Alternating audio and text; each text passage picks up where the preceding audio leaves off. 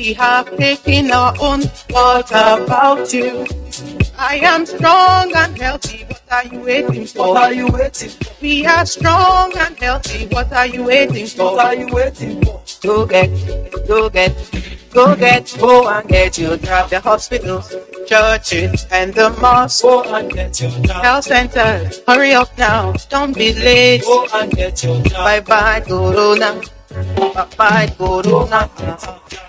This message is brought to you by the National Primary Healthcare Development Agency, NPHCDA.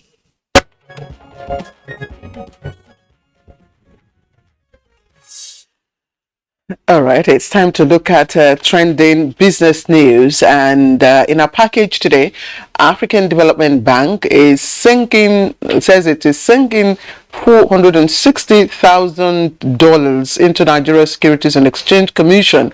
And the aim is to deepen modernization, boost investor confidence. For details of these and other stories, here is Salika Akbanachi Arwa.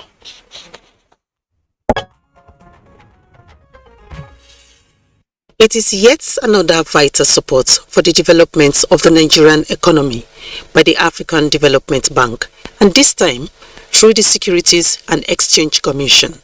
The grant, valued at $460,000, is to finance technical assistance and capacity building for capital market development.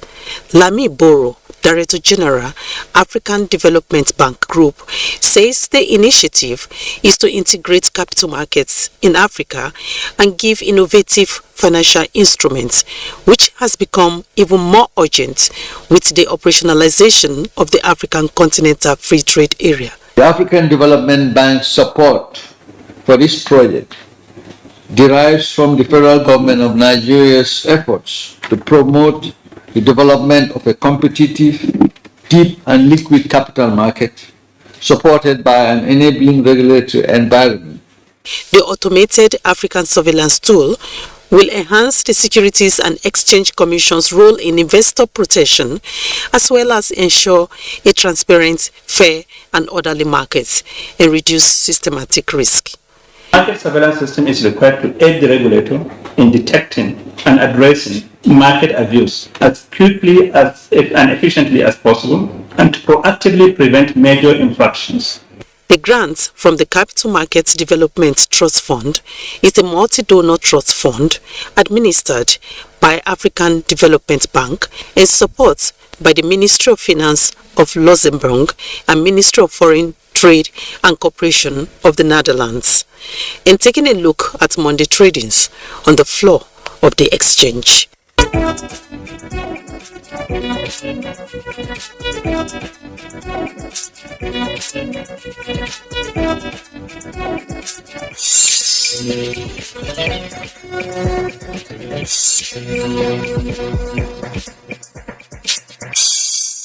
With business news, Opanachi.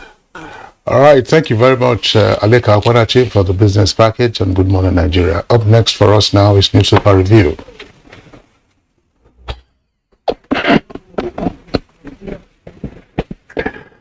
All right, well, we're going straight to newspaper review with Bayo Atebi, who is already in the studios here with us. Bayo, good morning and welcome. Thank you, Kingsley. Good morning. Good morning, Claire. Bayo. Good morning, Nigeria. Good morning from one side of my mouth. Why? You know why? You know why? Let me ask you, do you think we were robbed of yesterday's match or not? Or was it just a tactical error? No. I think the pressure of qualifying was so heavy for our champions. And unfortunately, we earned 2 red cards. And if you look at the 2 red cards, they were legitimate and eventually, after review, awarded. In fact, I praise the Falcons for enduring and playing for the whole of the 90 minutes and extra time and were able to hold on to Morocco. Unfortunately, they lost in the penalty shootout. And at least they lost gallantly. We should be proud of the Super Falcons. I don't know if I should agree with you, Bayo. Well, I don't know. I don't think the first one should get an outright. You see, the moment the leg is raised above a certain level and it appears to threaten the opponent, the referee has the discretion that is a dangerous tackle and it has to be a red card. If you notice, there was a review and a delay before eventually VAR drew the attention of the referee, and she had to go and review before he eventually reached the decision. Okay, even the VAR is operated by humans. I mean, we see them there looking at it. Anyway, regardless of the outcome of yesterday's match, the Super Falcons they are still Africa's champion. Yes, regardless. Nine-time champion on the continent. The Super Falcons are number one, and in the world, if you rate them against Morocco, they played against who is number 88 in the world. The Falcons is about 33. So the disparity is there. Congratulations to Morocco. It's their debut, and they were able to at least scale into the final of the WAFCON. Oh, well, I guess so. I don't know why I keep silent about this. I think some other people are of the opinion that our coach is a bit too not too tactical as expected. Maybe because he didn't stand on the sideline and then was gesticulating and moving up and down. Matches are won by strategy, and I think if you looked at the strategy he adopted in our second match after we lost to South Africa, you know that yes, he has the ability. And look at the resistance that 9 women Super Falcons put against Morocco. 11. All right. I think we'll take a look at the front. Why aren't you saying anything? Well, I mean, you make a comment on something that you have the facts on. I didn't watch the match, so I couldn't therefore be running an analysis on a match that I didn't watch. Man U and Kingsley will watch. Yes. So what makes you think? What makes you think I'm a Man U fan? Well, I don't know. No, I mean Man U has been in distress for some years now. It's unfortunate that the Super Falcons lost. They dominated the African continent for quite a while. But as I said last week, the key challenge that lies ahead of them is when they go to Australia, New Zealand for the World Cup tournament. They have to perform better than what they did in the past. And that way you attract more viewers and then more sympathizers and more supporters, I believe. Supported. I hope they will do well in Australia and New Zealand. You know why? Many of our players now are playing professional football abroad. Mm-hmm. Several years back, when we were the teams we were beating 10-0 in Africa are now a problem to us. We can hardly beat them 2-1 now. Why? Because 10 years back, we were ahead of many of them. Mm-hmm. And if you go to the World Cup, there are several nations, Sweden, United States, Japan, they've been ahead in women football for a long time. Anyway, the gap is closing. It's closing. Thank you very much. Yes, I will talk a bit about athletics because I don't know how that is your specialty. Yes. That at the end of this, director. So let's look at the Punch. Osun governorship poll. Adeleke's camp worries over litigation, rules PDP faction. There are quite a number of riders, 3 to be specific. All aggrieved members constitute danger. We are talking to Babayemi, that's PDP spokesman. I expect Oyetola to have congratulated me, concede defeat, says Governor-elect Adeleke. Osun governor's lawyers inspect election results, may head for court. Tinubu awaits governor. And there's a picture story. It's a story of Lagos sawmill. The shanties, shops raised as fire got that sawmill. It's an area that has been existing for longer than I can remember, and it's still like this. I was sharing with Kingsley earlier on that I expected that areas like this should have gotten a facelift, remodernized. And I don't know, but it's still like this. It's unfortunate. ASU meets August 1, so strike continues and enters 155th day. Page 8. Oyo gets new deputy governor. Olanio faults sacking. It's on page 12. Kanu restricts tricycle operators' activities over insecurity.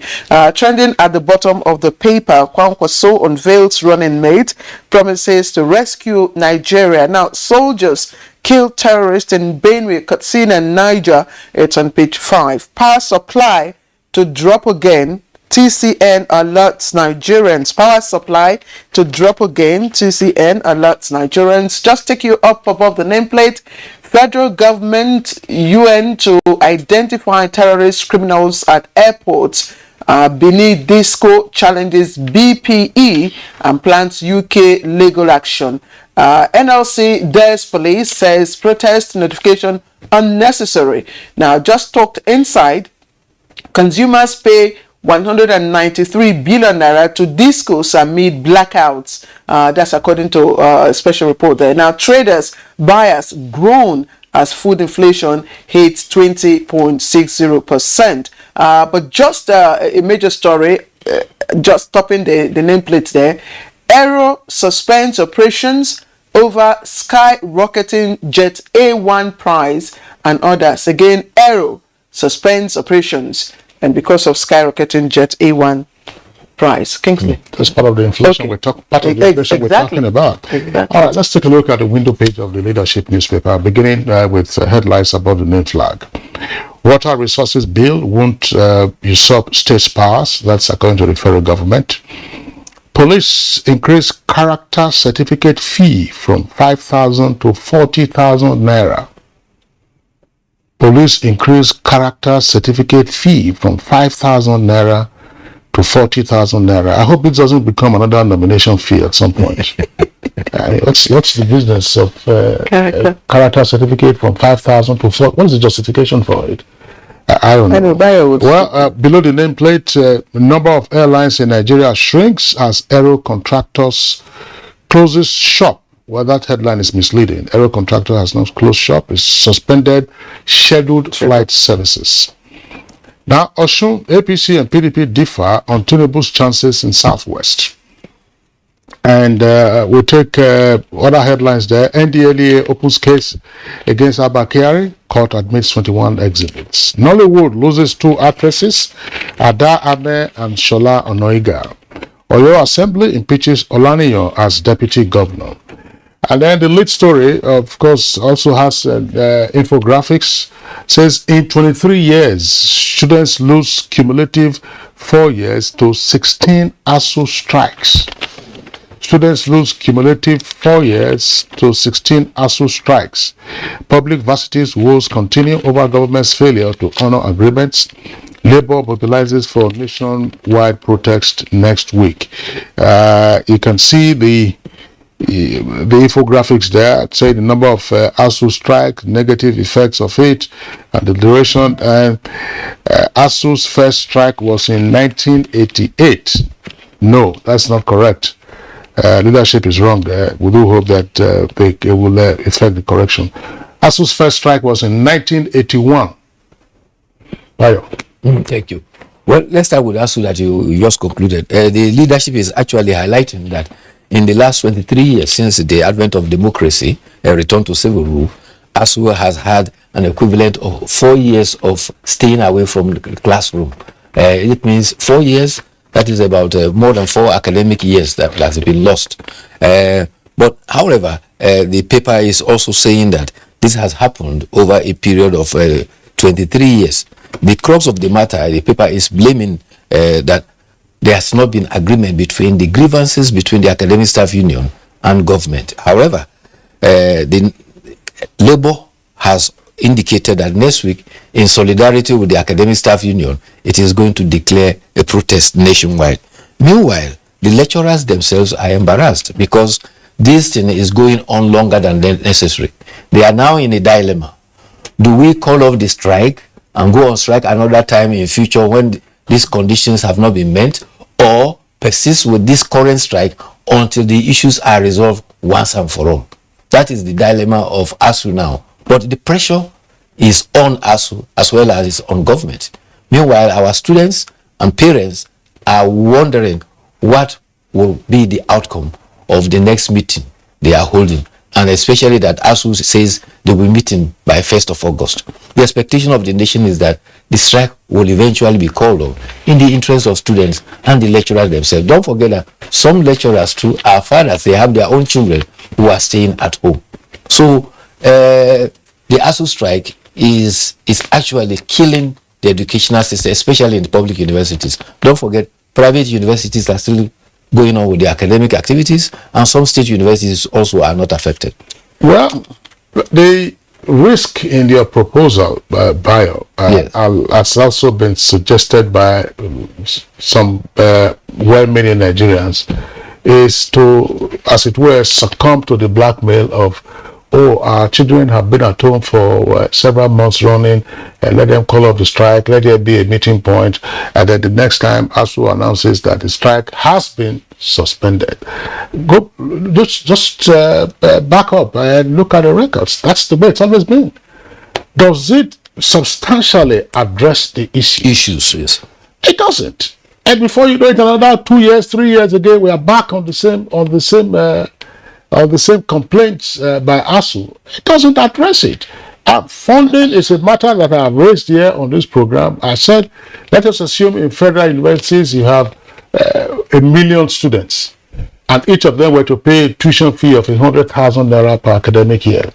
That will give the government, or they will give the schools, at least 100 billion naira. 100 billion. And we cannot continue to play the ostrich and say, oh, we're as rich as we were during the oil boom years, when, of course, you and I went to university and it was tuition free. Yeah. And then, of course, I had a great deal of luxuries, Yes. as it were. But that situation has changed. Yes. We should address that. That is one. The other point, I see, again, as part of increasing the pressure points, NLC says it's going to go on a demonstration. It says the protest. That's demonstration, not that it's work stoppage. Yes. I've also read somewhere that the Association of Airline Practitioners or Aviation Practitioners are also threatening to weigh in on the ASU strike and so on and so forth. So, And the Association of Health Workers. yeah, we're fine. You are doing that for ASU. Are you also going to do that for NASU? Are you also going to do it for NUAT? SANU. Are you going to do NAT. it for SANU? That's Because last week, the Minister of Labour was on Good Morning Nigeria, and he raised some issues, and I don't think that some of those issues have been fully addressed. As ASU has come up with its own payment system, which it wants the government to take and then utilize, the NOAT and SANO are also coming up with their own payment system. So how many payment systems are you going to have across the labor market, and all kinds of issues as well? I mean, they're also claiming that, for instance, from what was said, that the reason why the government turned down the Nimi Briggs report was that there were claims, according to the minister, by ASU for some allowances for professors who will be going on sabbatical, not just for themselves but also for their families. So, if it is a matter of cost, who is going to bear that cost? Well, Kingsley, I think that's what I call irreconcilable. I don't know. very irreconcilable. Yes, I agree with you. Positions. But those who are in dispute, yes. I know, please. So, I just want to make an appeal before we end this. Yes, maybe the federal government now will not consider parents like us who can afford to send our children abroad to school, so that compare private universities, so that we can also put our children there, and then you deal with ASU as you deem fit. Well, but I hear that the meeting is still going on. I think the Minister of Labour. They are meeting this week. Yes, they are meeting today. ASU is supposed to hold a meeting 1st of August.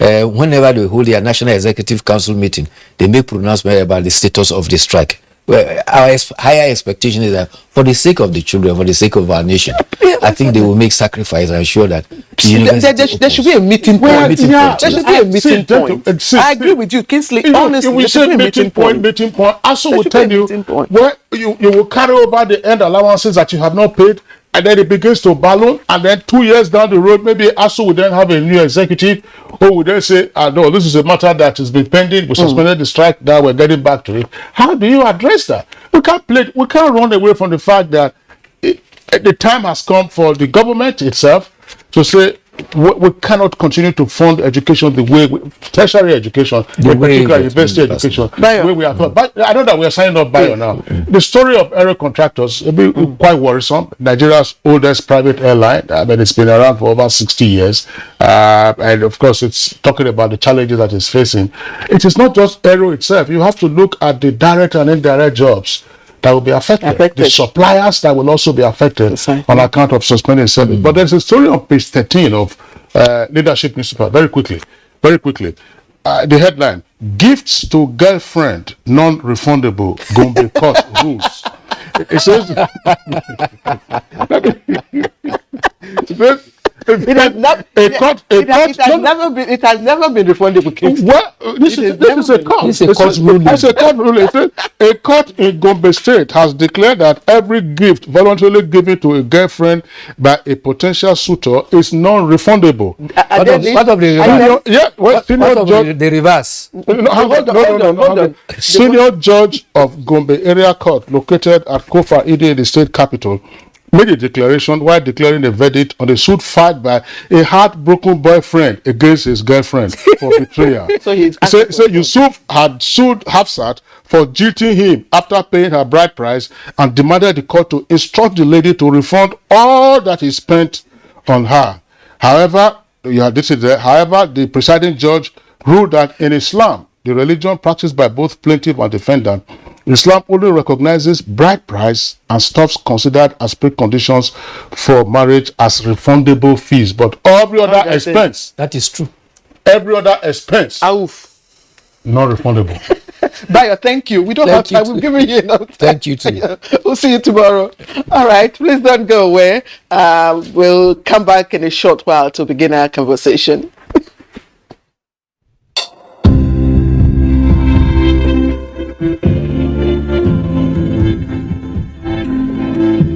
Have your PVC ready. Conduct yourselves orderly.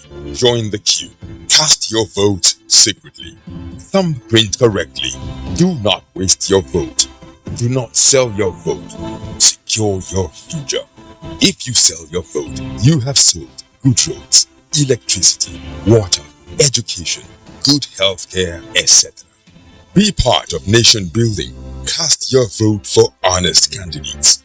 Shun electoral violence. You could lose your life for nothing, for nothing, for nothing. This message is from the National Orientation Agency, NOAA.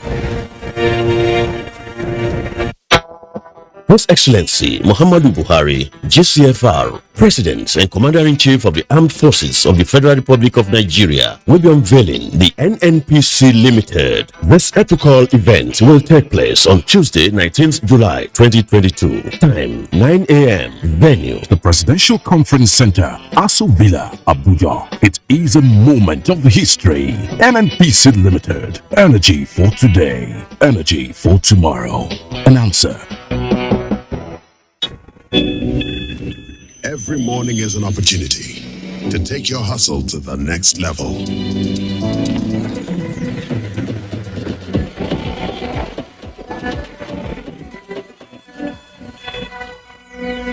Every morning is one day closer to your ambition. So, make every morning count. Cup after cup, morning after morning. Start strong, finish strong. Nescafe. The ever-busy ancient city of Onitsha is a commercial hub with millions of commuters seamlessly linking other states daily for business, leisure, and other purposes. To upscale its road network, the construction of a 1.6-kilometer long second Niger bridge, including a 10.3-kilometer highway furnished with other infrastructure, has been in motion by the federal government. This project will ease congestion on the existing 56-year-old Onitsha bridge and boost the economic capacity of the state as it easily connects to other parts of the country. The completion of the world-class second Niger bridge Onitsha will be one of the many proud moments of the state, its people, Nigerians, and foreign investors. Onitsha, which hosts the largest market in Africa, is geared up to boast of an impressive road network. Once again, these moments are made alive by the federal government, and it is deserving of all the applause.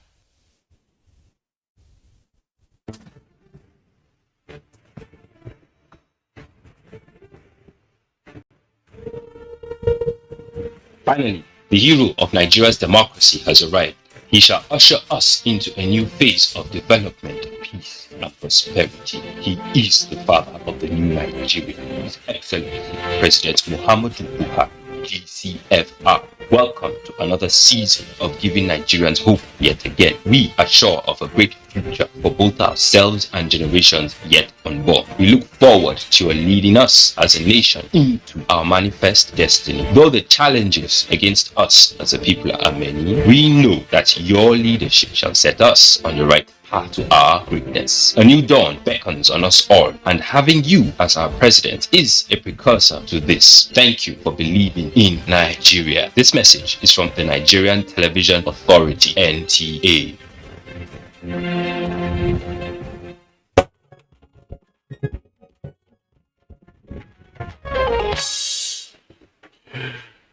All right, you're watching Good Morning Nigeria live on the network service of the Nigerian Television Authority. Now, while we're on the short break, we've been having some chit chat around the subject matter that we read clear about the decision in Gombe regarding the refund of expenses incurred by a jilted boyfriend. I just also mentioned that in law, if you promise to marry a woman and you break that promise, it could be a ground for an action in breach of contract. Okay, now to begin our conversation this morning. The inflation is high, so I'm sure the men will tighten up and take any vow very seriously. Well, that's right. But again, the challenge is if you don't spend, then the perception will be this one can't probably look after me. I mean, when inflationary figures continue to grow higher, it's a wet money here in the nation's capital territory. But regardless, we are discussing the nation's rising inflation and what to do about it. Let's listen to this background report put together by our correspondent Muhammad Natala.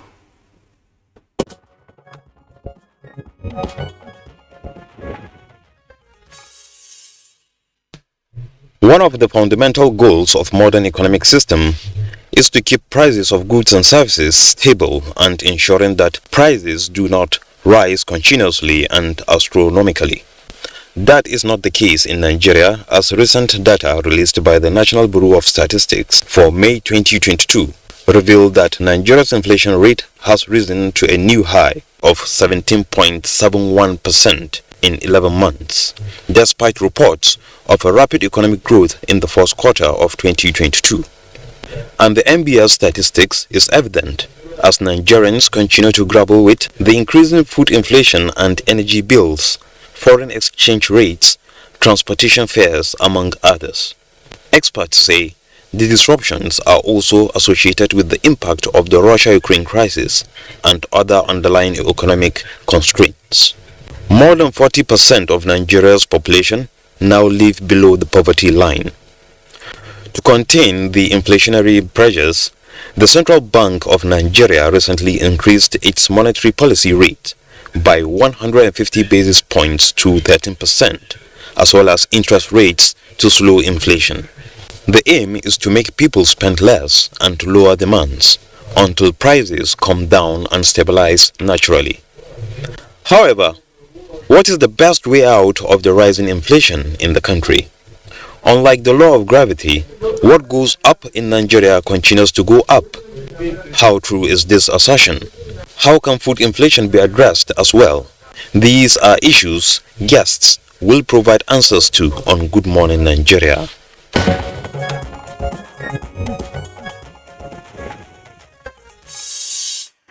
All right, let's get serious to talk about inflation, and it's biting hard, as we said earlier on. We have in the studio experts to discuss the topic. So let me quickly welcome Professor Uche Uwaleke, Professor of Capital Markets, Nasarawa State University, KEPI. He's also President of the Association of Capital Markets Academics of Nigeria, and a former governor of finance, commissioner of finance, Imo State. I'd like to welcome you. Maybe it's a prophecy, but you have to be a politician first. Thank you very much, Claire. Thank you, Kinsley. Good morning, viewers. All right. Also joining. You want to have money to pay for nomination on the special of interest. Yes, exactly. All right, Kinsley, I think our Zoom is not ready, so you may want to. Yeah, well, that's Uche Waleke is a regular guest on Good Morning Nigeria. We also have two other regulars on the program. Ni Akinsiju, financial and investment analyst. Ni, delighted to have you this morning. Thanks so much. It's a pleasure. Okay. Thanks for having me. From our Kaduna Network Center, I've been joined by another regular, Professor Yusha Ango, Dean School of Postgraduate Studies and Professor of Finance and Entrepreneurship at Kaduna State University. Professor Ango, delight to have you again on Good Morning Nigeria. Good morning, Kingsley. Good morning, viewers. Thank you very much for having Okay, now we understand the Zoom connection is just okay at this moment. So let's go over to the economist who is part of this conversation. Paul Alaje is an economist, as I said. If he's right there, now we understand that his visuals are not coming on just yet. So, gentlemen, Uche Waleke, Neya Kisiju, Yushua Ango, you are all regulars on Good Morning Nigeria whenever we are discussing economic and financial matters. We're seeing the numbers, 18.6% as at June. And just from anecdotal evidence alone, and from what we are seeing elsewhere around the world, and particularly the war in Ukraine and Russia, it looks like these numbers probably could be a bit higher. What is it that we are witnessing for us here in Nigeria, Prof? Yeah, thanks very much, Kingsley. Well, as you rightly noted, is a global issue. Even in developed countries that traditionally usually have very low inflation figures, we are also beginning to see rising inflation rates. In the US, for example, inflation is at an all-time high. If you go by the latest figure released by the Bureau for Labor Statistics, inflation rates in the US is now well above 9%. When the Federal Reserve, target is just, 2%. If you go over to the UK, 9.01%. And back home in Africa, South Africa for the first time too breached the Reserve Bank of South Africa's target. Inflation rates, the latest released in South Africa, talking about 6.5%. So you find that is the trend all around the world. Of all the countries I checked, it's only Russia that experienced disinflation. Disinflation is slow down in the rate of inflation between May and June. I think inflation came in at about 15% in Russia from 17% between May and June. So all other countries we've had rising inflation, including Japan. And one thing they will always say is that the price pressure is coming from food. In all the cases, most of the cases, food, and of course a direct result of high cost of energy. They talk about high cost of fuel. As you know, only recently Ghanaians took to the streets in protest over high cost of living. In Ghana, inflation rate is as high as 27%, and of course we have countries where the thing is very, very high, like Turkey, where it is in excess of 70%. But one thing must be made clear, that in Nigeria we say inflation rate is 18.6%. That's the average. That's on the average. The National Bureau of Statistics usually handles 740 goods and services in the basket. There are also commodities that are commonly consumed that have experienced even 100% inflation rate. A good example is this bread, this small bread that most people use. That used to be 100 naira about a year ago, because when we say inflation year on year means higher movement, compared to the corresponding period the previous year. 100 naira about a year ago, today is 200 naira. So if something has moved from 100 to 200, it's actually 100% jump. Okay, so you have a lot of commodities like that, but you also have some that have remained stable. Newspaper, for example, that we used to buy at 250, is still 250. So when they take the average, we have the 18.6. So it's really a challenge that the world is experiencing this. And as you mentioned, it can be traced to the Russian-Ukraine war, supply disruptions, and so on. But beyond that, Kingsley, in Nigeria, we've always had legacy issues. Even when these countries were experiencing this inflation in 2020 during the COVID, the U.S. inflation rate was even close to, was below 2%, while the Federal Reserve had to drop interest rate to as low as 0%. Nigeria's inflation rate at that time was rising. And that was what the challenge we had at that time was actually stagflation. Stagflation, a situation where inflation rate is rising and economic growth is weak. So we've had legacy issues. And what are those legacy issues in our own case? You can point to high transport costs, okay, associated with weak transport infrastructure, okay. For me, that explains why you have inflation rates highest in places like Kwara and Kogi, and then you have very low inflation rates in, say, Sokoto, Jigawa, and Bauchi. So what that tells you is that insecurity doesn't fully explain the cause of inflation in Nigeria. If the MBS says you have low inflation in Jigawa, in Bauchi, in some of the northern states, and very high inflation rates in these other states with relatively low insecurity, that tells you that it doesn't fully explain it. So you have transport infrastructure, you have energy, rising fuel costs, rising diesel. We just read aviation. Some airlines are suspending operations. Of course, that will increase cost of flight. So when you have energy costs, you have transport costs, you have insecurity. These are factors that are driving inflation. So for me, inflation in Nigeria is more of cost push than demand pull. These are the two types we mentioned. It's more driven by cost than demand, and that's why the central bank really has little or nothing to do in terms of using monetary policy tools to tackle inflation. Professor Chawaleke, I will say, okay, you have explained your own. Yes.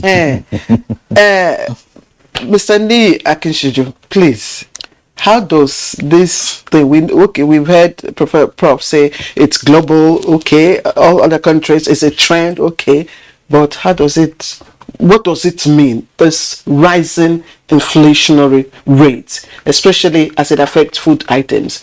What does it translate for prices of goods in the market, the power to purchase of the people, and impact? Well, I think the basic definition of inflation is consistent increase in prices.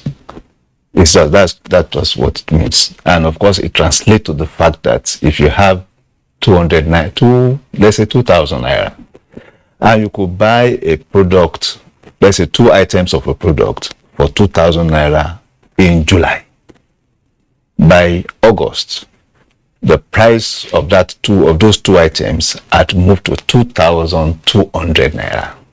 It means that the 2,000 naira perhaps you have kept in the bank had reduced in real value from that 2,000 to 1,800. You will need an extra 400 naira to add to that an extra 200 naira to add to that your 2,000 to be able to purchase the same items you bought a month before. So what that translates is to means that you have either your money or your investment had been eroded. Should we be more concerned that we are, We should be. Inflation, especially increasing inflation, is not an ideal, it's not a positive economic environment. It is a negative economic environment. And when it is persistent over time, it could also lead to recession, because it also have multiple contagious effects. It affects virtually, like the 740 items we're talking about. An inflation impacting item have a way of also impacting another item. So if you have raw materials for a product, price increasing, the end product of that raw material would also have what you call the pass-through effect, of the raw material onto the finished product, and it goes to the market at a higher price. And of course, it becomes a circle. It goes to the market at a higher price. The person who is in a service industry who purchases that product purchases at a higher price, and now would need to also find a way of increasing his own rate of service to be able to purchase that item in another circle of purchase and demand and all that. So it's not a scenario that one wish for. So when inflation rate is also increasing, especially above the target, because every CBN, every reserve bank and all that have a target that would say this is our tolerance, threshold for the economy. These are inflation tolerance threshold. For Nigeria, it has been over time between 8 and 9, maximum 9%, single digits. But unfortunately, I think more than how many years now we've not been able to achieve that. So it's a bad news. That's the long and short of it. Either for investor, if you invest and your what you call the negative real return, you invest to expect 14% on your investment, for instance, and inflation is 18.6%. It means you are losing more than 4% on that your investment. So you have negative real return on the investment, as it were. Thanks. We'll return to you. Let's go over to Professor Yushua Ango. Professor Yushua Ango in our Cardinal Network studios. How concerning is the latest figure with regard to inflation and indeed other ancillary numbers? Well, it is like my other colleague said, it's a worrisome situation. If there is any consolation at all, is the fact that it's a global issue. And we have said also on this program a few times that these kind of things are expected, because with what happened during the COVID era, whereby the global economy and for us here in Nigeria, we were closed for months without any production, without marketing, without being able to sell what we produce. We know that after the after effect of that, certainly there will be some consequences, and added maybe another injury. Adding salt to some injury is the fact that now there is also the Ukrainian-Russian situation. These are things that have happened, and that is why probably globally there is this impact. The impact is maybe different from different countries depending on their level of operation and sophistication. But nonetheless, we have seen it's a global trend. It's not a very welcoming, it's not a very nice situation, but we are in it. And we have seen from the statistics that have been released that the greater chunk of the inflation is food-related, which is normal. That has been consistent in this country for some time. But I can assure you that it could have been even worse. I think, like has been stated, since they are looking at a basket of 740 different products, among them some food items. In some of them, clearly, the changes are obvious, very clear. Like, for example, bread. Locally here, I've seen, or we have had quite a number of times when the producers of bread will say they are going on strike simply to increase cost of their products. And that is because of the wheat component. Luckily, maybe some other greater staples, like rice and maize and soybeans and other products, some of them have not increased in the same quantum. I'm saying this, as a farmer. I always say that I'm a farmer myself. I have products that I sell, I produce. So I know that they have not increased significantly. Some of them have increased substantially. Like I said, wheat.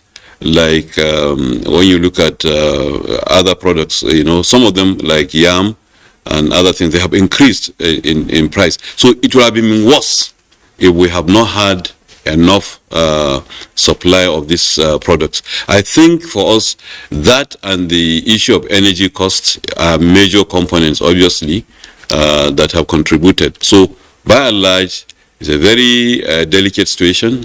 It's expected it's expected that this globally will have this challenge, but it's a very tasking situation we are in, and I believe it will take a while before this can be totally reversed. Isha Ango, thank you for your opening remarks. And you said it could have been worse. I mean, I don't know if it should give us some relief or not, but let me introduce our next guest who is joining us via Zoom from Lagos. If he's on, Paul Alaje is an economist, and there he is. Mr. Alaje, thank you for joining us on Good Morning Nigeria. And I'll just ask you, the guests all agree that what is happening in terms of rising inflation is a global trend, and fingers have been pointed at what's going on between Russia and Ukraine, in the main. But would you say that war, that situation is already impacting on our economy? Are we seeing the effect of Russia-Ukraine war already, or is the best, in quote, yet to come? Yeah, thank you so very much for having me. Good morning.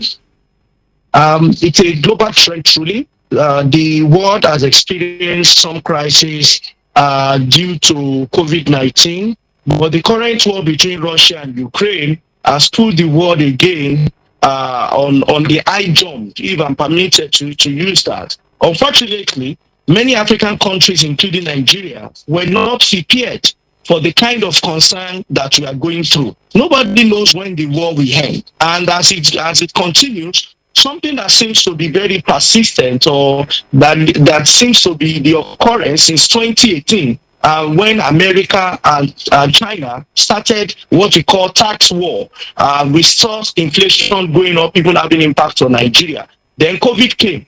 We saw the impact on Nigeria. Again, we have seen Russia, Ukraine. Will there be any other crisis where the first, what is going on between Russia and Ukraine has not ended? It therefore means that we cannot say this is the end, just the way we cannot say this is the beginning, because we are not sure. In a period of uncertainty, what do we need to do? We need to reduce risk. One of the risks that we are faced with today is the risk of food shortage. And you have seen what is happening to food supply, thanks to Central Bank of Nigeria, who have massively intervened in availability of grain. That is why we are not buying a bag of rice for 70,000 naira. If Central Bank had not promoted that program, then by now I'm sure that price of rice should be between 60 to 70,000. But that said, it has also increased. Average price is about 30,000 naira now, even without the intervention. What does this now mean? People are having the impact because inflation has implication on politics. Check several American presidents that refused to control inflation. They were not given another chance to power. Again, check policy. Many countries are saying they don't want to export some of their output to other countries, which includes wheat, which has implication on the availability of bread in Africa, because that is where we import from, even though we have a lot of arable land in North Central, in Northeast and Northwest, and a few other parts of Nigeria. But we have not been able to invest in agro as regards that subsector. So the implication is huge. The most important implication is that inflation throws people to poverty because it steals their purchasing power. The purchasing power of people, monies they have to buy, even though they earn the same amount in figure, it has marginally increased. Unfortunately, more people will become poor. What must we do? Is to find an alternative. I'm happy you have a lot of professionals in your studio today, and I believe all of us are professionals. We agree that we need to look at the numbers one after the other. What are the factors inducing inflation? Russia, Ukraine, they are not even in Africa. They are in eastern part of Europe. Why is it having tremendous impact on an African nation, and the biggest one for that matter? It is because that nation has not been able to understand or optimize what we call competitive cost advantage in economies, and to look at value chain of things. That is why it's having implication on us. There are things that we have no business buying from outside Nigeria, but we continue to import them because it is relatively convenient, because of some things that we have not done at home. First among all will be power supply. You can't have significant industry. You saw what Manufacturing Association of Nigeria mentioned to government.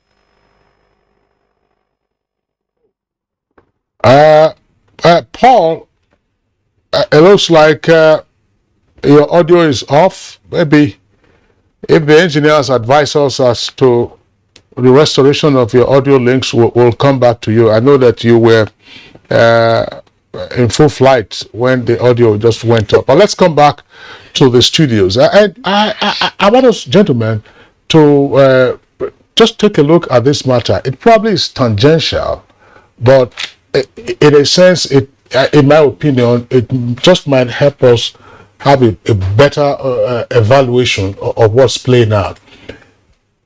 Now, this is the 5th month of the Russia-Ukraine war. 5th month, and there is no end in sight. If anything, there are continuing reports of further attacks and entrenchment by the Russians. Is it that leading Western economic and financial experts always undervalued, underestimated, or even underreported the impact of Russian economy, the impact of the Ukrainian economy? And all of a sudden, I'm not talking now about, say, gas supplies to Europe, and Europe, they're already bleeding from that. But if you look at the global impact of that war itself, it's like everyone is feeling the impact. Did we always, if I say we, did they, I mean, not, did they always undervalue and underestimate the role of Russia and Ukraine in global economy? We're talking about grains in the first instance. Sunflower oil. A number of countries have taken the measures, including Indonesia and Malaysia, to freeze exports of their palm oil or the refined products of those commodities. Did we undervalue these economies, Russian and Ukrainian economies? And if so, are we in for a longer haul of these scarcities and inflationary pressures? Prof, beginning with you. Yes, I think to a large extent, I would say the global powers underestimated the impact of the Russian-Ukraine war. We have to recognize the place of Russia even in the world economy. Russia is a major exporter of wheat. If you look at Ukraine, Ukraine is said to be the food basket of Europe. And Russia is a major oil producer and also a major oil exporter. Okay, even in the OPEC plus arrangement, Russia is a major player.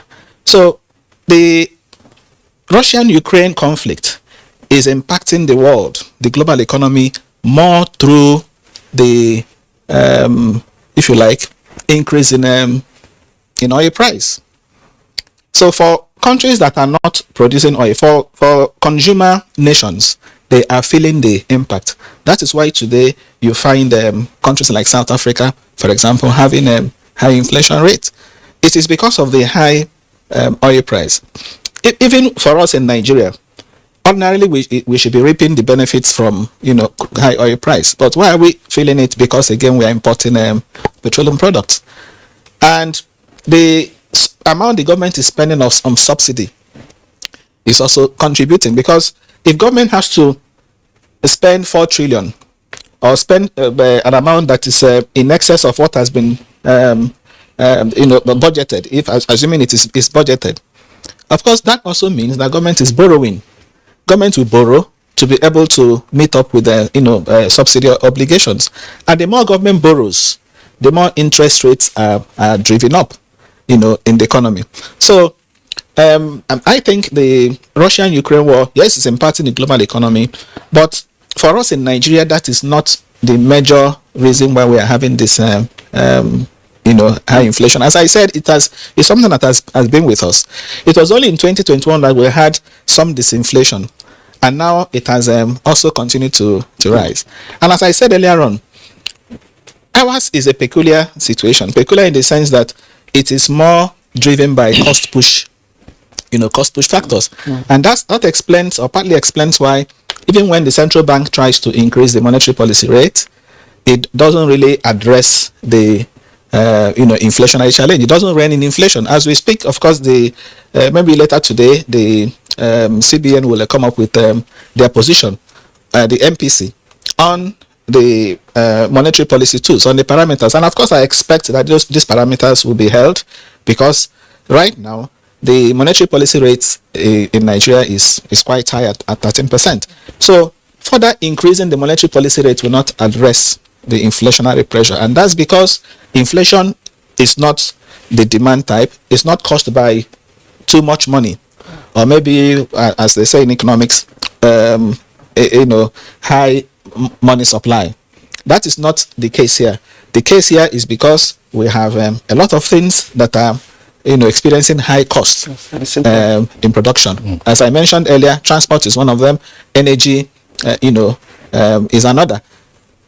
The issue of insecurity is also one, because, as you know, farmers can't go to farms. But as I mentioned earlier, that doesn't fully explain the situation. Because if you look at the numbers by the National Bureau of Statistics, urban inflation at over 19% is higher than rural inflation. And as I also mentioned, you have inflation rates very high, food inflation very high in places like Kwara, for example, as high as 26%. And in some other places, okay, you have it as low as maybe 17%. So you find that the range of food inflation, for example, 10%, that's 1,000 basis points, okay, tells you that transportation cost may be a major factor. And transport cost is usually high when we have high fuel cost or high energy cost. So I think, just as we mentioned, we need to do something about power. Electricity is very important. We can't be relying on the national grid. I think today I just read that the TCN is warning that power supply will also drop. So why would the country, everybody panic because the national grid is having issue? Why can't we focus on mini grids to address this problem? Let me pause you. Power is critical. Yes, let me pause you a bit, because I know we'll get to the issues of how we can address this, and then we'll take them one by one. But on the issue of the gap between urban and rural inflationary rates, yes, I think it can be explained. A lot of people from the rural areas are moving to the urban centers, and then you don't have a lot of people taking. I mean, that's the layman understanding. That's why you have more. The inflation is higher in the rural areas than in the urban area. Yes, and I'm also saying if you had an efficient transport system, these goods can be moved at very low cost from the rural to the urban. I agree with you. If you had an efficient transport system, if you had rail lines, for example, okay, the wide gap between inflation rate in a place like Kogi, food inflation in Kogi is as high as 25 to 26%, and somewhere in Kaduna, where it is 17%, according to National Bureau of Statistics, or Jigawa, where it is much lower. If you had a rail system, okay, you could move goods from the cheaper, where it is cheap, to where it is relatively expensive, and that's where you end up bridging the wide gap between the urban and the rural. Not just urban and rural, in the states where the thing is high and states where it is low. Okay, sorry. I want to. My question I want to ask Professor Yushao Angu, because he's a farmer. And that's why I'm actually directing this question to you. Now, according to the NBS, the composite food index rose to 20.60% in June. Now, it says this is as a result of changes in food prices due to higher food prices volatility. And one of the major causes of this volatility is the increase in the price of bread, one of the food items. I remember buying bread, just last week or 2 weeks ago. The bread I used to buy for 400 naira, I now buy for 600 naira, a loaf. The one for 1,000 naira, you now buy for almost 1,600 naira a loaf. And I'm saying, despite the interventions of the CBN in this area, is it that the beneficiaries are not tapping into the CBN's policies, to shore up production of wheat locally?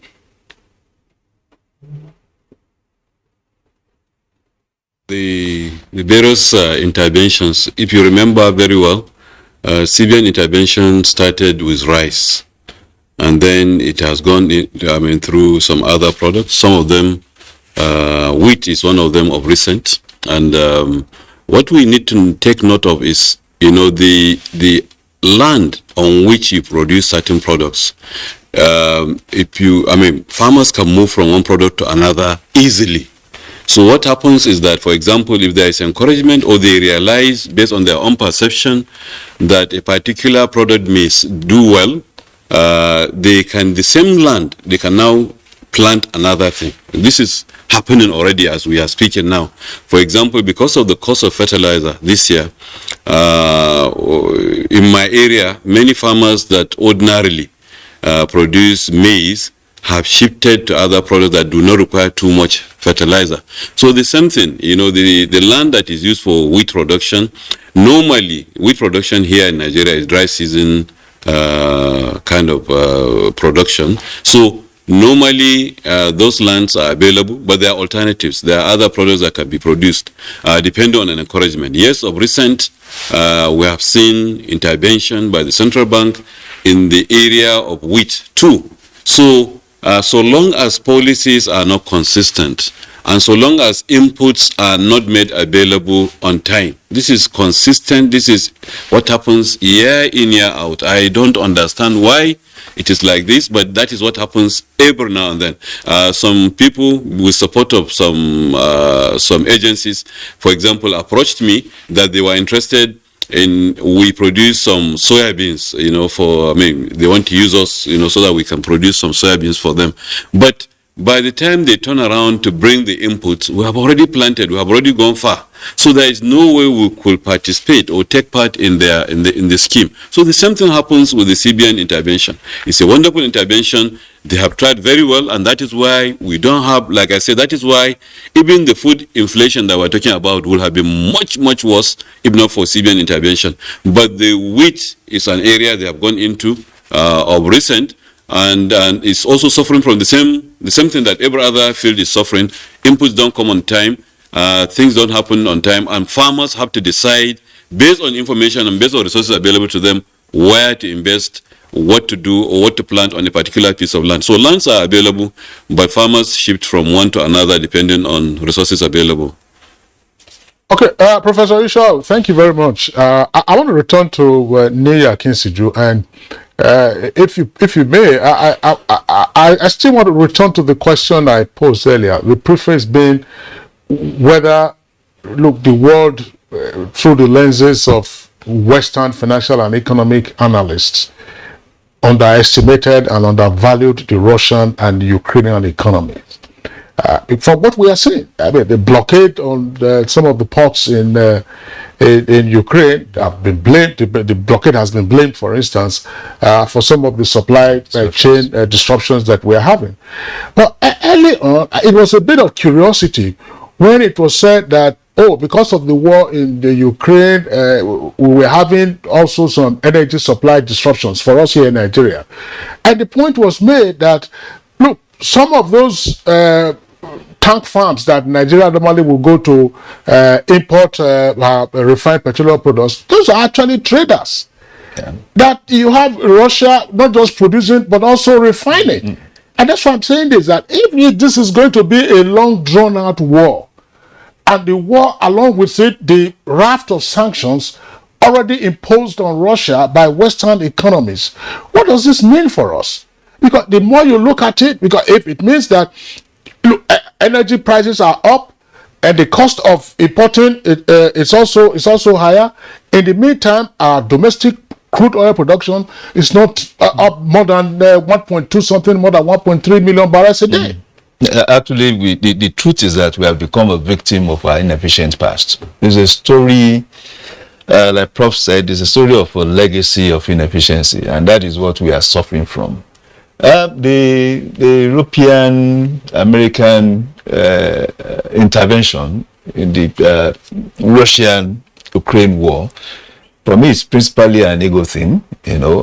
Russia, I mean, if we just go briefly, traverse that aspect of international politics, Russia was actually seeking out for a bipolar world that we used to have, and then of course there's the resistance of the Americans, to sustain the unipolar world system, and virtually reasons were lost, and nobody could actually anticipate the kind of economic impact this would have. Not understanding the situation and the power, the influence of Russia across the globe. Don't forget that OPEC and Russia had become OPEC plus, principally to control pricing. But the fact of slamming sanction, taking away more than 7 million barrels a day out of the world supply, would not only impact America and Europe, it will also actually impact Africa, the emerging economy, developing economies. So for Nigeria, where we are supposed to make a gain, out of this, because of a legacy structural limitation that we've had, our rigs, our oil rigs are not functional. We used to have about 19 oil rigs functional as at 2016, 2017. We have less than 6. It's actually been increased to about 6 now. And that was your oil rigs that you used to count your productive capacity. We have not been investing in exploration and production over the past 15 years, So we have issues in matters of production, and then to complicate matters, whatever is happening to security in the farmlands is also happening to security on the high sea. And that is why we are saying that so much oil is being stolen. You cannot steal oil and carry it in a truck tank, across the road. You have to take it across the waters, Then you want to imagine what is happening to our Navy and all that. So this is a time we are supposed to net off whatever might have been the impact of the international conflicts. For us, this should have been a time we should be celebrating. But by default, we are in this situation. And we are in this situation again because, like I said, historical inefficiency, historical deficiency too. What is happening to our refineries? If we had had our refineries functioning, we would not have had issues with diesel prices. Diesel has been taken out of the basket of subsidy. I think with what is happening now, I think maybe we will probably cut hands down, because with COVID we were able to ward off, anticipate COVID and then prepare. I disagree. We didn't anticipate COVID. We had a structure in place that could take care of COVID. Economic stimulus plan. We're doing the ARGP and all that. Then we could transit. COVID itself. What I meant, we anticipated impacts that it will have, and then we were prepared. We had the structure, so we were able to contain. I mean, we were able to bounce back. It affected, but we were able to bounce back. But with this, so far, it has shown that probably we're caught Ukraine and Russia war. But I'm sorry, we'll get back to you when we come back from this break. And I hope Paul Alaje is also back now, because all right, we don't have him. But let's take a short break. When we come back, we'll continue our conversation. The 157-kilometer Lagos-Ibadan Railway is the first double-track standard gauge railway to be built in West Africa. The Mobolaji Johnson train station is a masterpiece, an infrastructure that is gradually becoming an iconic building in Lagos State. The modern facilities put the station on a world map of train stations. Likewise, other new train stations across the country built to world-class standards. The train and its convenience is indeed an admirable effort, with commendations from Nigerians. This is a station that we have to commend the federal government for putting a beautiful face, empowering us in Lagos State, not only in economic and political arena. I can say that I'm really impressed with the infrastructures in place. Kudos to the Minister of Transportations. Kudos to the federal government. Truly, good things are coming out of Nigeria, and the federal government is deserving of all the applause. The counsel of our fathers. I will urge and advise our younger generation to use talent and brain to sort out problems, not arms. Nigerian youths, let's build our nation together.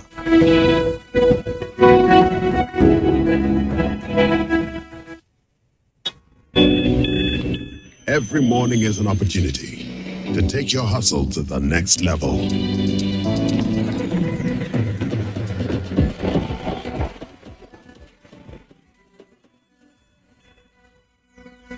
Every morning is one day closer to your ambition. So, make every morning count. Cup after cup, morning after morning. Start strong, finish strong. Nescafe. The digital switchover project, which is commonly referred to as DSO, which entails television channels switching from analog to digital broadcasting. It's one of the biggest projects embarked upon by this administration.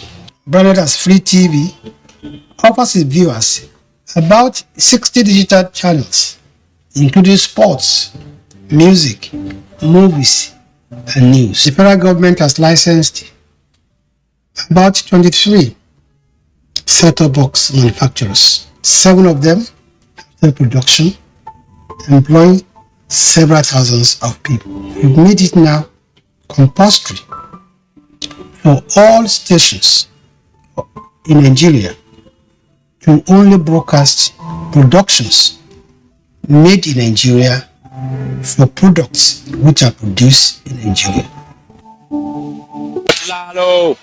Motlalo, Nigeria are the 9th champions in this competition.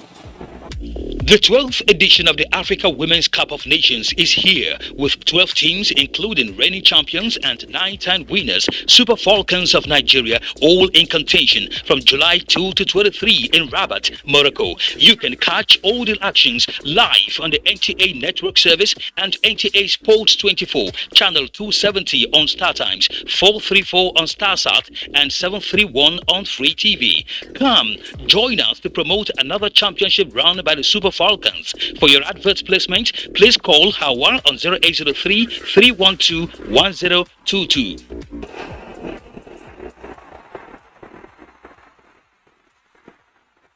Africa Women's Cup of Nations, Rabat 2022. Game on!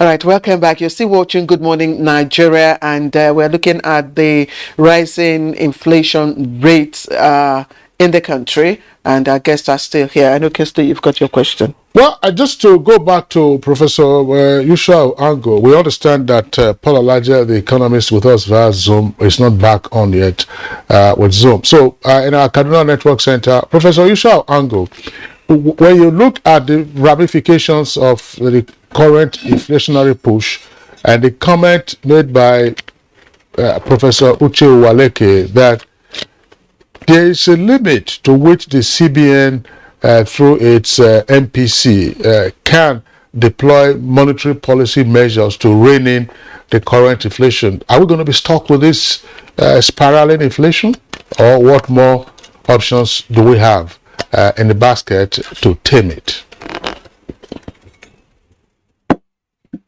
Number of options. Some of them, of course, monetary options, which the central bank is responsible for, and it's globally now. Central banks globally are increasing their interest rates. Trying to discourage or to because there is a, like Prof said earlier, when you save money and the interest rate you are getting is much low, there is no, you don't feel encouraged, to save more money compared to inflation. When inflation is much higher in Nigeria than that. Now, that is one. There are other monetary measures that they need to take, and they are taking. For example, to reduce the money in circulation. Naturally, with so much money in circulation, there will be pressure on inflation, on prices. So naturally, this will happen. So I believe that, yes, monetary aspect is one aspect. Another aspect, certainly, are fiscal options. Perhaps, not leaving the monetary aspect, maybe perhaps the central bank, or I don't know, the MBS, whether they have taken cognizance of the primaries, because maybe the primaries which happened in June, around June, May, June, must have impacted also the inflationary pressure, because so much money was brought out, obviously, and was spent. Now, another area in which the action needs to be taken is in terms of the fiscal measures. There is need wherever expenditure will be made. If they are made on Nigerian products for capital projects, the more the better. Even for recurrent expenses, more of it should be spent in the country, because part of the problem, certainly, there is an exchange rate issue. We know what is happening, what has happened to the exchange rate, and that is part of also the pressure, and that is part of what is increasing the cost of operations of various aspects in the economy. So one of the things that can be done on the fiscal side, on the government side, is to ensure that more expenditure is done within the country rather than imported, at least from the government perspective. And everything should be done to discourage that, to discourage imports or reliance on imported products, especially where such products are available in the country. So this can also assist in reducing that impact. And of course, like Nii said and others, if we can quickly ensure that we reduce or at least we reactivate. We are aware that contracts have been given for revitalization of some of our refineries. So the faster we can get this to work, I think the better for us. But there is another side to it. The problem in terms of the prices at which we sell our petroleum products, it has now led to a situation whereby we are completely subsidizing our neighbors, more or less. We are not just subsidizing Nigerians. That is aside from the corruption that also takes place in that sector. So, but if we revive the refineries, perhaps we can reduce the impact, and then take measures to ensure that we limit the number or the volume of our products that are finding their ways in these various markets, because these various markets are selling their products right now per liter in hundreds of naira per liter, as against what we are selling in this country. Now, finally, we need to now think very consciously about perhaps reducing the volume of subsidy that we're giving, even though, of course, that will have a reaction. It will affect prices, I know, but it's not realistic what we are having right now, and especially given the fact that we're also subsidizing more or less the economies around us. So I think that is something also to look out for. Right, Professor Ango, thank you. We're back here. I know Professor Uwaleke would like to respond, but also add with it, because we are winding down now. We're looking at solutions. And I know that I don't know if we're still implementing the backward integration policy, but I know that the CBN has provided, very, expansive platform for manufacturers and industrialists to leverage on, of course, providing them with access to loans, enabling them to develop infrastructure, and of course helping them to be able to be in a position to source local materials right here. Is it still working, or is there something wrong with it, and that is the reason why we are not really meeting up our demands? Yeah, thank you very much. I want to share the view that but for the CBN's intervention, the situation would have been worse. As you know, the CBN has been intervening in virtually all the sectors of the economy. As we speak, the CBN has a lot, on its plate. And these interventions, no doubt, has helped to, moderate, prices. Now, having said that, I want to submit that it is time we empowered, as part of the solutions, we empowered our development finance institutions, so that it's not seen as if the CBN is not seen as if it is the one, doing it all. The CBN has major responsibility for price stability. The CBN has a responsibility to supervise all the banks.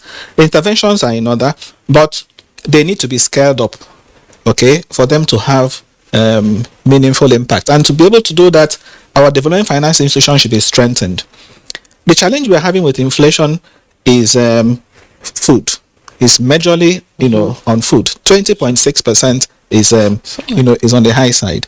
And for me, if the Bank of Agriculture, for example, is strengthened, it can take off some of these responsibilities. In what way? Recapitalization, and not only recapitalization, restructuring. We need to restructure the Bank of Industry to reposition it to be able to intervene in the agric space. Okay, there are models out there that are performing. We can borrow from.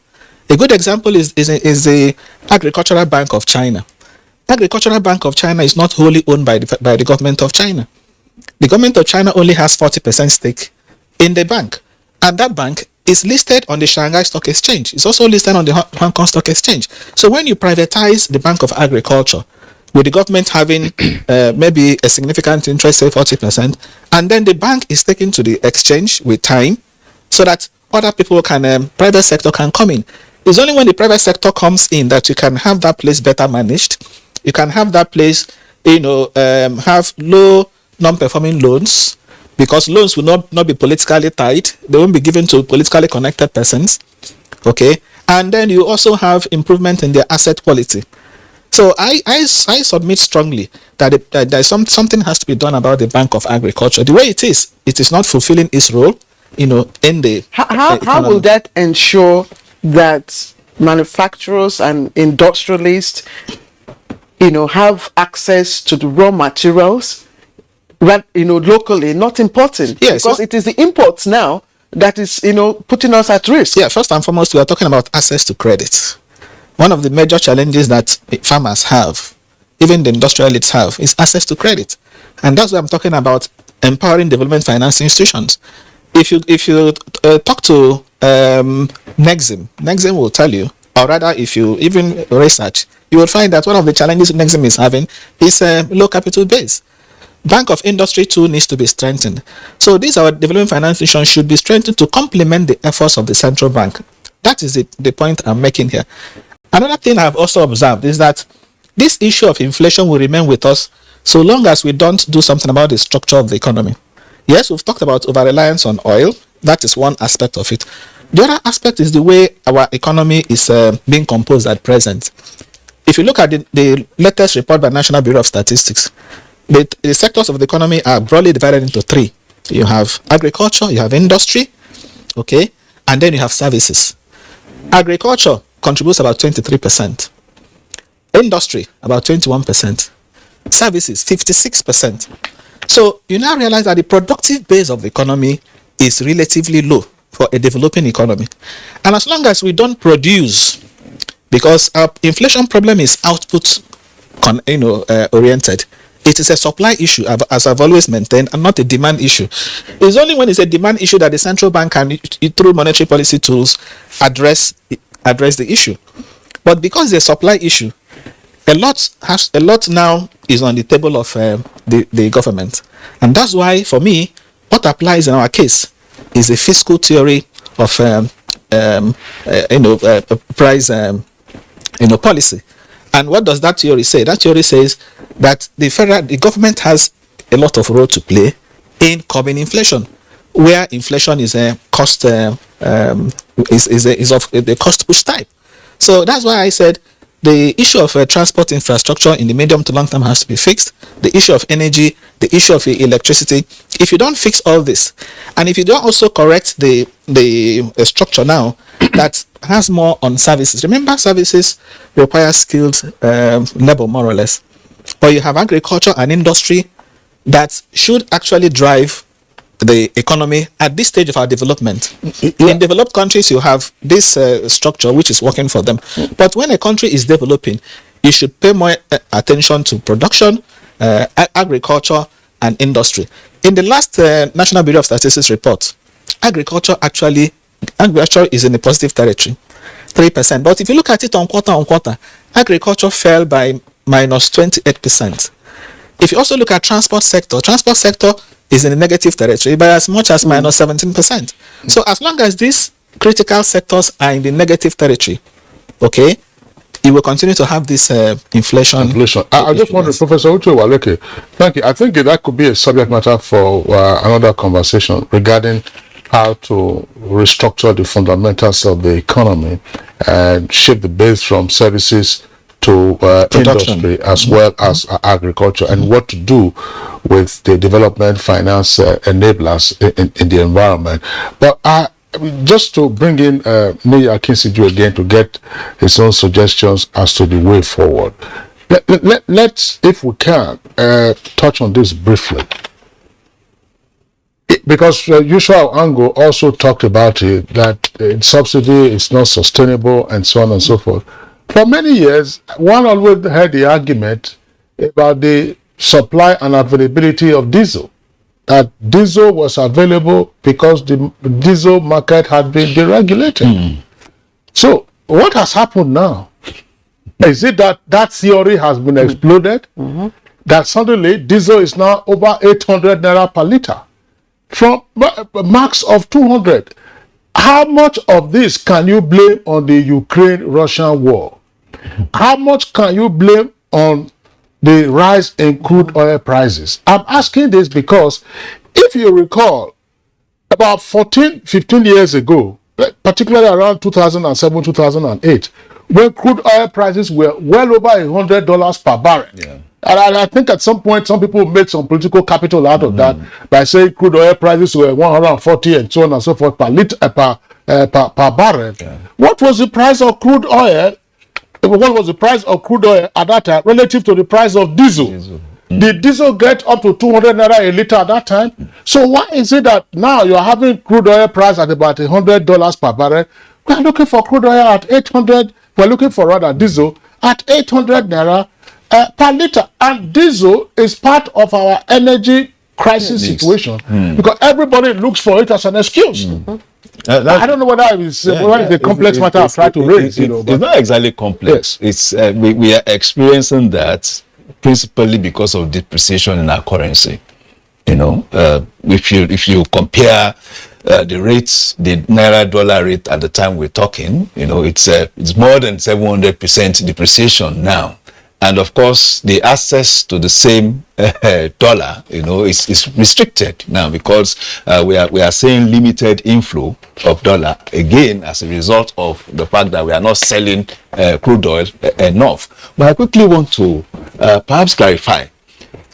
In the matter of our food production, it is not as if we are suffering or experiencing a shortage of food production. The increase in prices are actually related directly to price of diesel. Because trucking food items from the farm gate to the city gate or the city market had to be taken through trucks, diesel-powered trucks. Okay. And of course, you now have 800 per liter increase from about 2-3 months ago, 270 something to 800. The truck drivers, truck owners would increase the rate, and that would be passed on to consumers. So that's principally is what's driving that. And I want to also relate the development finance institution issues raised by Prof. I think what might be the solution is ongoing now, and that's why I always respect the loan to deposit ratio policy of the CBN. I tracked it from 2018. The loan credit of banks to the private sector was as little as 15 point something trillion as at 2018.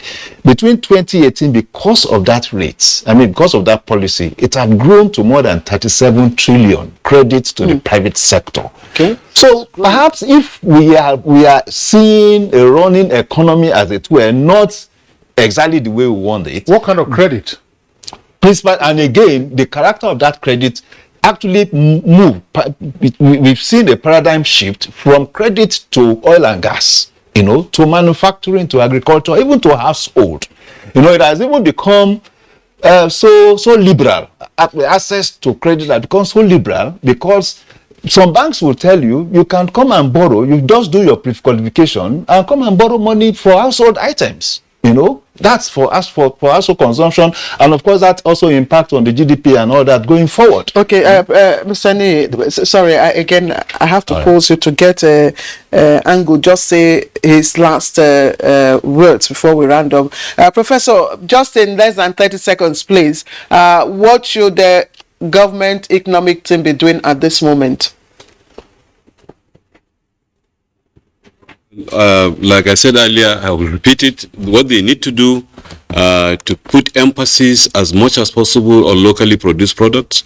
We should be driving our productions. We should ensure, that our refineries are working, and then we should also ensure that our whatever we produce, if we are going to subsidize, or which is what we are doing, then we are blocking and ensuring that this thing is not getting to other places, because we don't have the capacity, we don't have the means, we don't have the economy to sustain ourselves and then sustain everybody around us. It's not possible. So I think that is what we should do, and I hope we take it seriously and address it.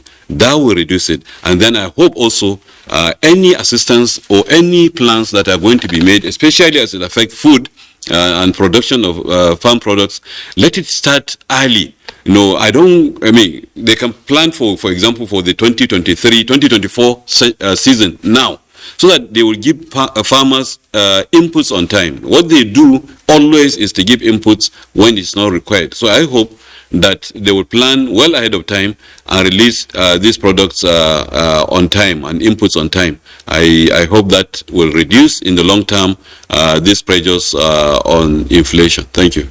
Professor Isao Ango, Dean, School of Postgraduate Studies and Professor of Finance and Entrepreneurship, Kaduna State University. You joined us from our Kaduna studios. Thank you very much for your contribution.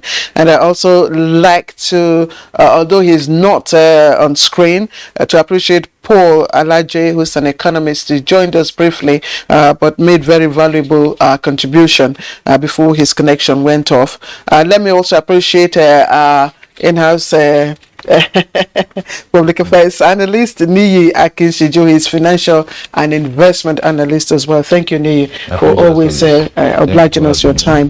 Professor Uche Waleke is professor of capital market at the Nasarawa State University, KEFI. He is also president Association of Capital Market Academics of Nigeria and former commissioner for finance in Imo State. Always a pleasure to also have you to analyze these very naughty economic terms for us. Thank you. Thank you. All right, let's take a look at foreign now. Sri Lanka's parliament to accept names for president. Also, Iran, Russia, Turkey presidents to hold talks on Syria war in Tehran.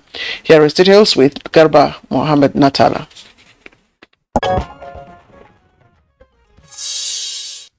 The Sri Lankan parliament expressed readiness to accept presidential candidates to elect a new president following the resignation of Gotabaya Paksa, who was ousted by a popular uprising against him. The 225-member parliament will elect the new president by a secret vote on July 20th. The new president will serve the remaining tenure of Gotabaya till November 2024. So far, the front-runner in the next week's race will be Ranil Wickremesinghe, who is the acting president and prime minister that assumed office in May to handle the unprecedented economic crisis of the country. However, he has not formally declared his intention to run for president, but statements from Gotabaya's party, which still holds majority in the parliament, expressed backing for him. Meanwhile, Russia's President Vladimir Putin and Turkey's President Recep Tayyip Erdogan are in Iran for talks with the Iranian president on pressing issues facing the region, including the conflict in Syria, as well as a deal aimed at resuming Ukrainian grain exports through the Black Sea to ease the global food crisis. Last week, UN, Russian, Ukrainian and Turkish officials reached an agreement on some aspects of the deal to ensure the export of 22 million tons of desperately needed grain and other agricultural products trapped in Ukraine's Black Sea ports by the fighting. All right, thank you. Okay, Kisley, go ahead, please. That's it for us on Good Morning Nigeria today. Thank you for tuning in. Join us again tomorrow for another edition of the program. Same time, 7 in the morning. Look after yourselves. I'm Kingsley Osadolo. And I'm Claire Adilabo Abdul Rasak. I always appreciate you. Do join us again tomorrow. And don't forget to join us in our fight against rape and trafficking.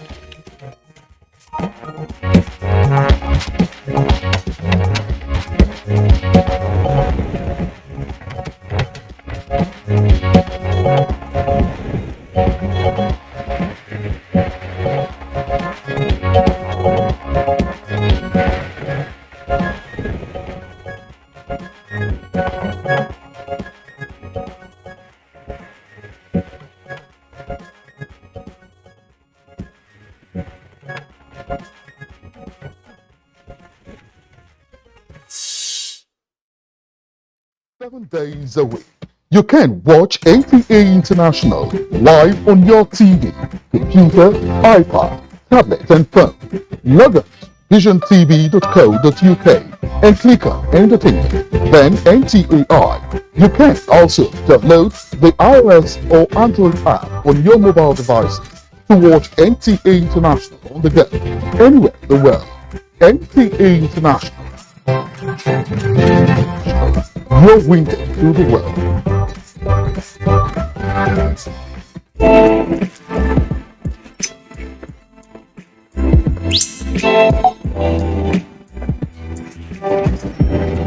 Hey beautiful, your eyes, your smile are all begging me to take you home tonight. Now reading page 3. Experience unlimited super-fast internet access from Entel 4G. Entel. Live more.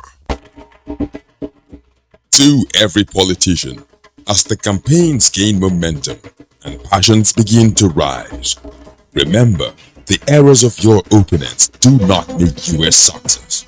Do not run down your opponent and inflame passions to violence between and among your supporters.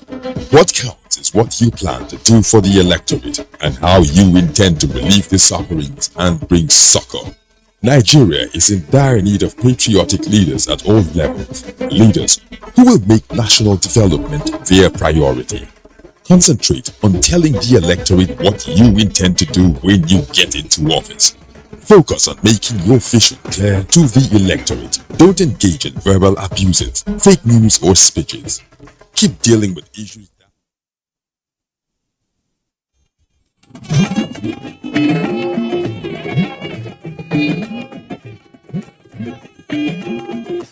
This is the network service of the NDA.